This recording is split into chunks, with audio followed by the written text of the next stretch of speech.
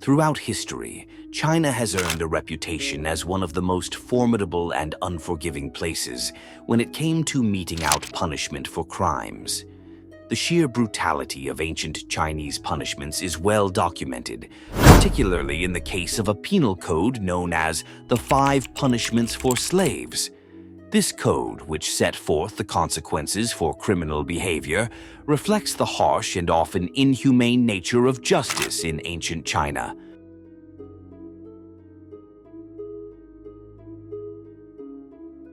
To truly understand the severity of these punishments, we must journey back thousands of years, specifically to the period between 2100 BC and 1600 BC, when the Xia Dynasty held sway over China.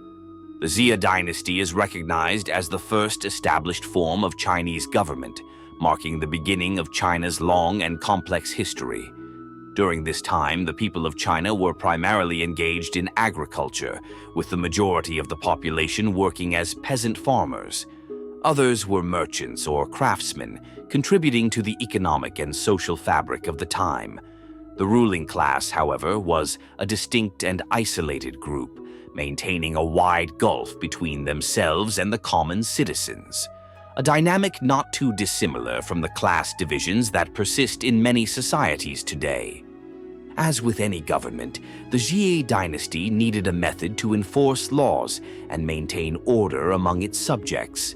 This need gave rise to the Five Punishments for Slaves, a series of capital punishments designed to instill fear and ensure compliance with the law.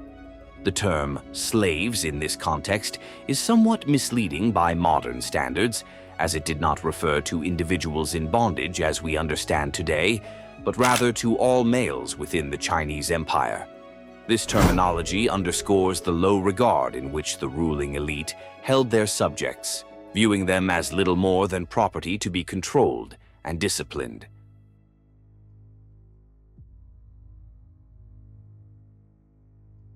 The legal traditions of ancient China were deeply intertwined with the prevailing philosophies of the time, particularly Confucianism and legalism. Confucianism, founded by Confucius during the Zhou Dynasty, 1046–256 BC, emphasized the importance of morality, social harmony, and the role of the family. According to Confucian thought, the law was seen as a necessary tool for maintaining order, but it was secondary to moral education and virtuous leadership. Legalism, on the other hand, took a more pragmatic and often harsher view of human nature. Legalist philosophers, such as Han Feizi, argued that people were inherently selfish and that strict laws and severe punishments were necessary to ensure social order. Under legalism, the state wielded absolute power, and the law was an instrument of control rather than a reflection of moral principles. The Five Punishments for Slaves can be seen as an embodiment of legalist thought, where the fear of punishment was used as a primary means of governing the populace. These Five Punishments for Slaves were not a temporary measure. They were a cornerstone of Chinese legal practice for an astonishing 4,000 years. To put that into perspective, most people today cannot trace their country's history back that far. Yet in China, this period only encompasses what we consider ancient history. While these punishments were first conceptualized during the Xia Dynasty, it wasn't until the Shang Dynasty, beginning in 1600 BC, that we find the earliest written records documenting their implementation. The Shang Dynasty, known for its advancements in writing, agriculture, and metallurgy, also saw the formalization of these punishments in legal texts, cementing their role in Chinese society.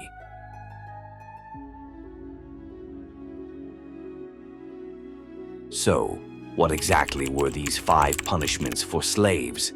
Let's delve into each one to understand their severity and the mindset behind their application.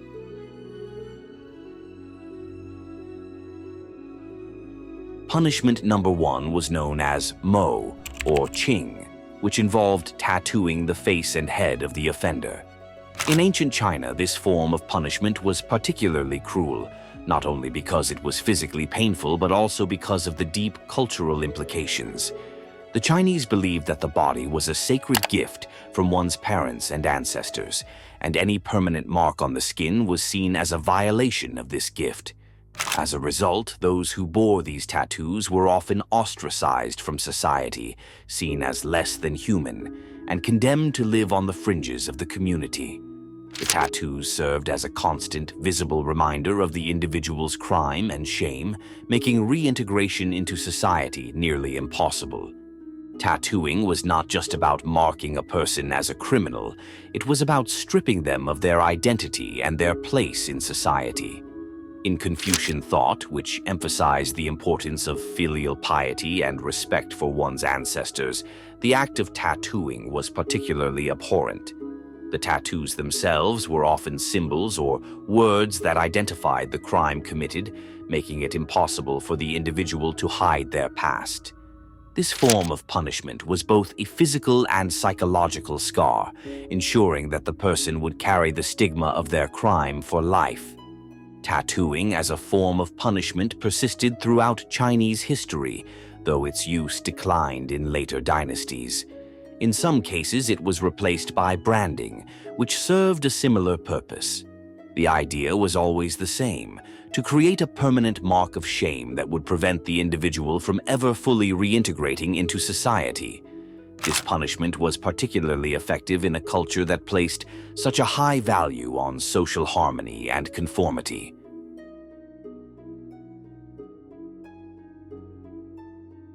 Punishment number 2, Yi, involved the amputation of the offender's nose without the benefit of anesthetics. This gruesome penalty was not only physically excruciating, but also left the individual permanently disfigured. In a society that placed great value on physical appearance and honor, such a disfigurement was a source of lifelong humiliation. The loss of the nose symbolized a loss of face, both literally and figuratively, rendering the individual an object of scorn and pity. This punishment effectively marked the person as a criminal for life, with the deformity serving as a public declaration of their wrongdoing. The significance of facial features in Chinese culture cannot be overstated. The face was seen as a reflection of one's inner character, and any damage to it was considered a serious blow to one's reputation and honor. The practice of Yi was not just about inflicting pain, it was about stripping the individual of their dignity and place in society.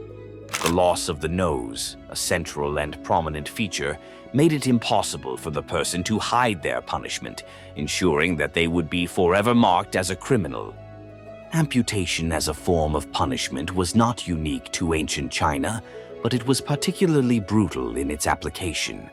In addition to the nose, other body parts, such as ears and fingers, could be amputated for different offenses. These punishments were often carried out in public, with the intent of serving as a warning to others. The spectacle of amputation reinforced the power of the state and the consequences of defying its authority.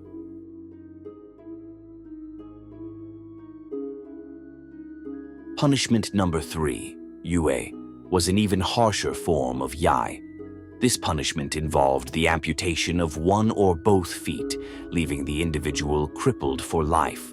For a society where the majority of people were engaged in physically demanding labor, such as farming, the loss of a foot or both feet was devastating. It not only humbled and shamed the criminal, but also severely restricted their ability to earn a living. The crippled individual became a burden, dependent on others for survival, and was often forced into a life of begging or menial labor, further compounding their shame and social isolation. The loss of mobility in an agrarian society was particularly crippling. In ancient China, where manual labor was the backbone of the economy, the ability to walk and work was essential for survival. Yue was a punishment that not only inflicted physical pain, but also rendered the individual economically useless. This form of punishment was a death sentence of a different kind, as it condemned the person to a life of poverty and dependency. Yue also had a profound psychological impact on the individual. The loss of autonomy, the inability to provide for oneself or one's family, and the social stigma attached to being a cripple created a deep sense of shame and despair. The punishment was designed to break the spirit of the individual, reducing them to a state of helplessness and humiliation. In a society that valued strength, self-reliance, and social contribution, Yue was a fate worse than death for many.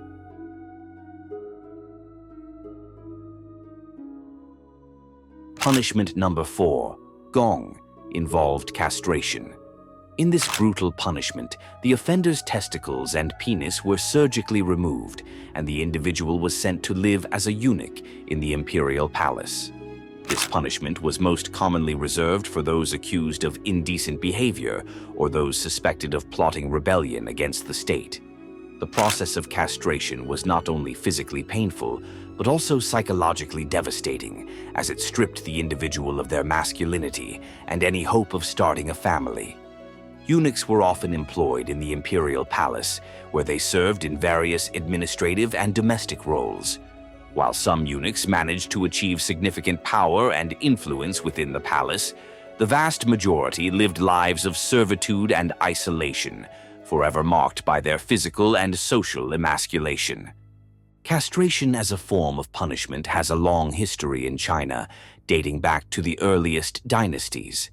The practice was deeply rooted in the belief that the loss of reproductive ability was the ultimate form of control over an individual. By stripping a man of his ability to father children, the state asserted its dominance over both the individual and his lineage. This was particularly significant in a culture that placed a high value on family and ancestral worship.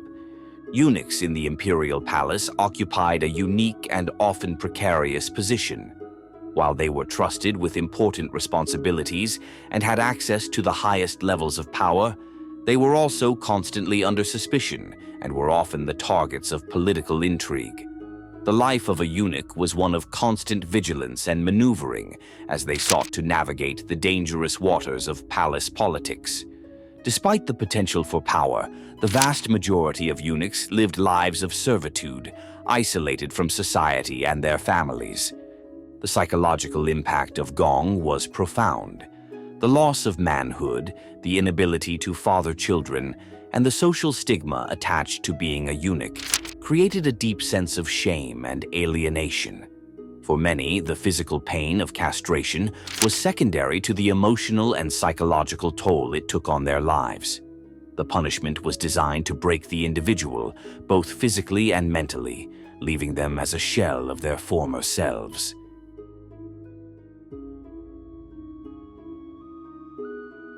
Punishment number 5, Da Pai, was the death sentence, also known as Ji Jing, or the highest punishment. The methods of execution used in ancient China were as varied as they were horrifying.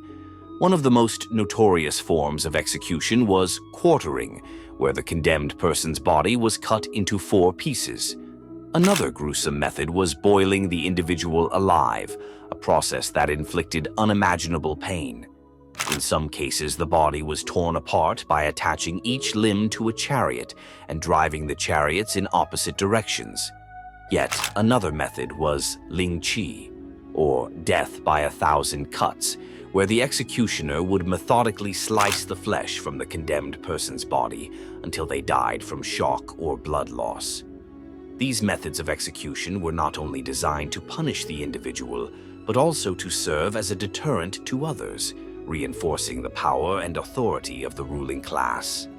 The methods of execution used in ancient China were not just about inflicting death. They were about creating a spectacle of suffering that would serve as a warning to others. Public executions were often carried out in front of large crowds, with the intent of instilling fear and reinforcing the authority of the state.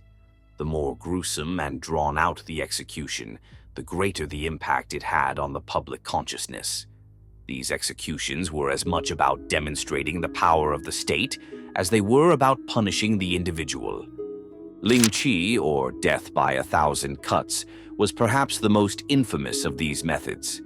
The executioner would use a sharp blade to make small incisions all over the condemned person's body, gradually slicing away at the flesh until the individual died. The process could take hours, and the pain was excruciating. Lingqi was reserved for the most serious offenses, such as treason, and was designed to be a slow and agonizing death. The execution was often accompanied by ritualistic elements, such as the reading of the crime and the display of the victim's severed body parts, further adding to the spectacle. The purpose of these brutal methods of execution was not just to kill the individual, but to annihilate their identity and memory. By subjecting the condemned to such horrific and public deaths, the state sought to erase their existence from the collective memory of society. The goal was to ensure that no one would dare to follow in their footsteps, reinforcing the power and authority of the ruling class.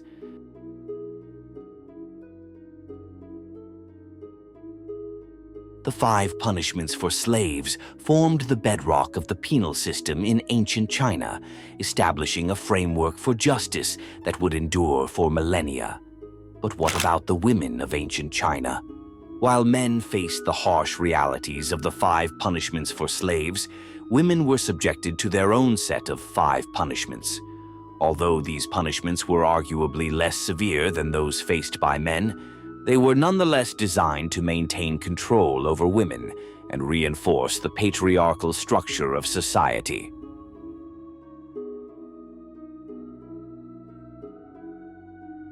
Ying Chong, where the offender was forced to grind grain. This punishment was not particularly physically brutal, but it was psychologically torturous. The women were expected to complete the task within a specified time frame, and failure to do so would result in the imposition of additional work. As the punishment dragged on, each bucket of grain became harder to grind, adding to the physical and mental strain on the woman. Grinding grain was a labor-intensive and monotonous task, often reserved for slaves and the lowest members of society. By forcing women to engage in this work as punishment, the state sought to demean and degrade them, reducing them to the status of a common laborer. The psychological toll of this punishment was significant, as it reinforced the woman's low status and her subjugation to the will of the state. The use of labor as punishment was not unique to ancient China, but it was particularly effective in a society that placed such a high value on social status and hierarchy. The forced grinding of grain was a way to strip the woman of her dignity and autonomy, reducing her to a mere tool of the state. This punishment was designed to break the spirit of the individual, ensuring that she would remain compliant and subservient.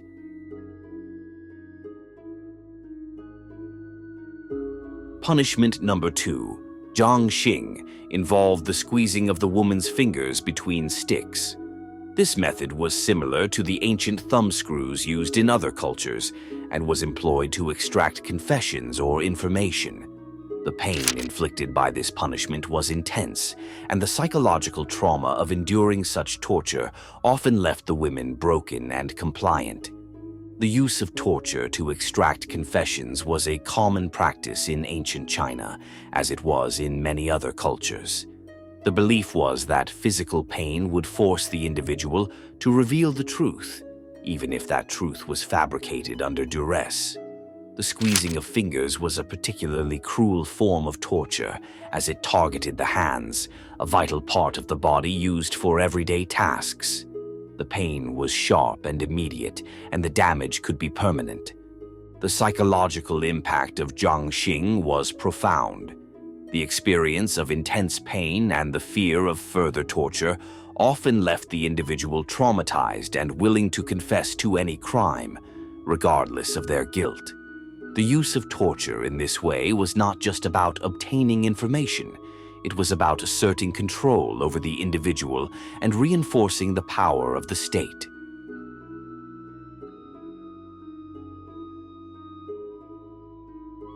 Punishment number 3, Zhangxing, involved beating the woman with wooden staves. This punishment was a common form of corporal punishment in ancient China, used to discipline women who were deemed to have violated social or moral codes. The severity of the beating varied depending on the offense, but it was always intended to be a painful and humiliating experience. Corporal punishment was widely used in ancient China as a means of maintaining social order. The beating of women with staves was a way to enforce the moral and social codes that governed their behavior. Women who were seen as disobedient, immoral, or rebellious were subjected to this punishment as a way to bring them back into line. The beating was often carried out in public with the intent of shaming the woman and deterring others from similar behavior. The use of staves as a tool of punishment was symbolic, as it represented the authority of the state and the patriarchal order. The staves were typically made of wood, a material that was both durable and flexible, allowing for maximum pain with minimal effort.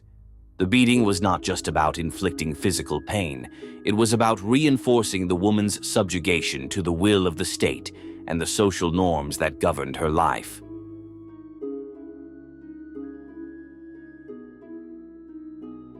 Xi was a form of forced suicide.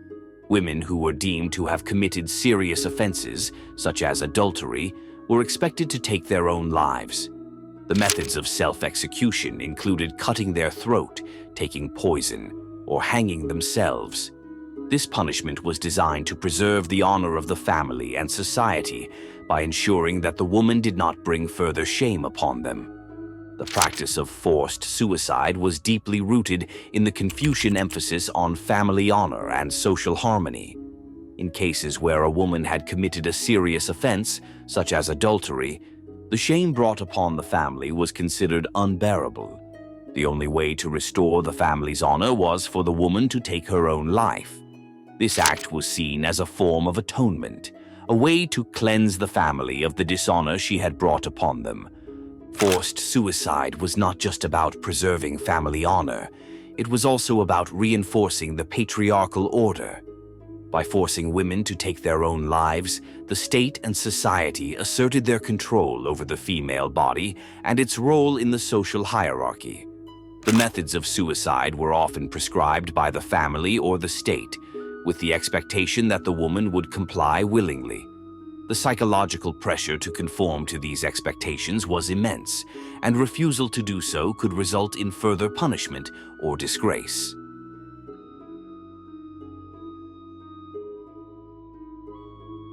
Bongxing was similar to the fourth punishment for men, gong or castration. Women who were guilty of adultery or licentious behavior were confined to a small windowless room with no food until they either starved to death or outlived their punishment. This form of punishment was both physically and psychologically torturous, as the woman was left to die in isolation with no hope of escape or redemption. Starvation as a form of punishment was a slow and agonizing death. The confinement of women to a small, windowless room was designed to strip them of their humanity, reducing them to a state of animalistic suffering. The isolation and deprivation of food were intended to break the woman's spirit, forcing her to confront the consequences of her actions in the most brutal way possible.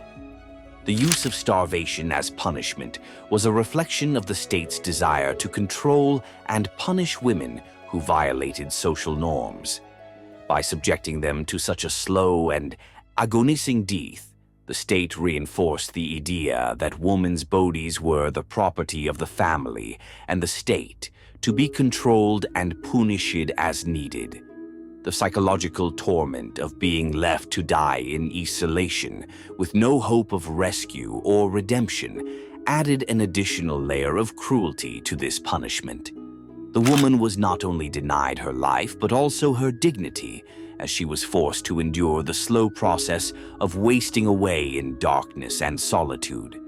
Starvation as a method of execution also served as a powerful deterrent to other women who might consider defying the social norms of the time.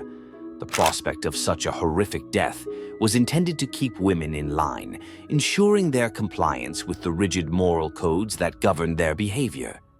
This punishment, like the others, was about more than just retribution. It was about maintaining the social order and reinforcing the authority of the ruling class.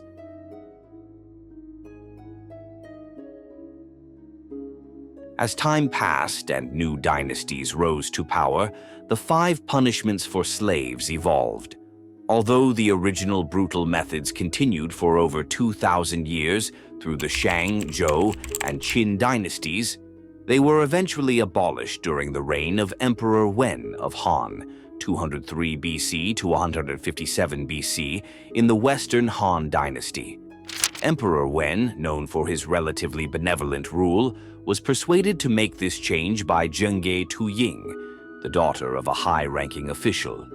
After her father was wrongfully convicted of killing a noblewoman, Tuying appealed directly to the emperor, not by pleading her father's innocence, but by highlighting the inherent cruelty of the 5 punishments.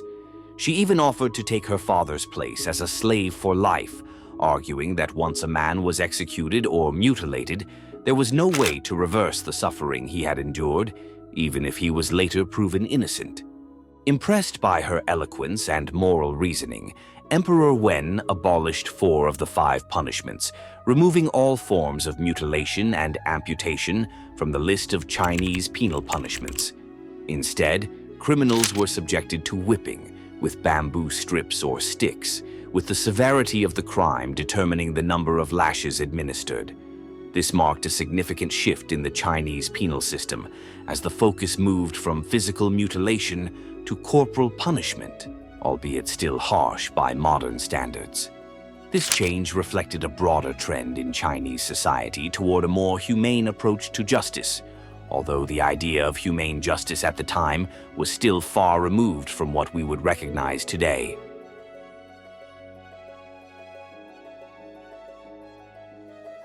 The transition from the 5 punishments for slaves to the 5 punishments for serfs represented an important evolution in the administration of justice in China. While the methods may have become less brutal, the underlying purpose remained the same: to maintain order, control, and the hierarchical structure of society. The new punishments, such as whipping, were intended to be a deterrent to crime, yet they also allowed for the possibility of rehabilitation, something that was not possible with the earlier forms of punishment that resulted in permanent disfigurement or death. Despite these reforms, the concept of the 5 punishments persisted in various forms throughout Chinese history, even as new dynasties rose and fell. The idea that the state had the right and obligation to enforce order through severe punishment was deeply ingrained in the Chinese legal tradition. The Qing Dynasty, which ruled from 1644 to 1912, continued to use corporal punishment as a key component of its legal system, although with further modifications to the methods and their application. The historical continuity of the 5 punishments in various forms highlights the long-lasting influence of these ancient practices on Chinese legal thought. Even after the formal abolition of the original 5 punishments, their legacy could be seen in the legal codes and practices that followed. The Chinese penal system remained harsh by modern standards, with a strong emphasis on public displays of punishment as a means of reinforcing social norms and the authority of the state.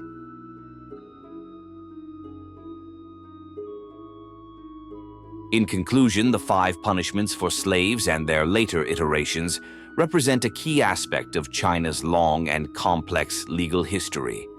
They offer a window into the values and priorities of ancient Chinese society, where maintaining order and hierarchy often took precedence over individual rights and human dignity. While the specific methods of punishment have changed over the millennia, the underlying principles of control and authority remain deeply embedded in Chinese legal culture. As we continue to study and reflect on this history, it serves as a reminder of the enduring impact of legal traditions on the present and the importance of ongoing efforts to reform and improve systems of justice around the world. The story of China's penal system is not just a tale of brutality and suffering. It is also a story of evolution and change. From the ancient practices of mutilation and execution to the modern struggles for legal reform and human rights, the history of punishment in China reflects the broader currents of Chinese civilization. It is a history that challenges us to think critically about the nature of justice, the role of the state, and the rights of the individual. For those interested in the darker aspects of history, including gruesome punishments and bizarre deaths, the story of China's penal system offers a fascinating and often chilling glimpse into the past. If you want to learn more about these topics and others like them, be sure to subscribe to our channel for more content that delves into the weird, wonderful, and sometimes terrifying aspects of human history.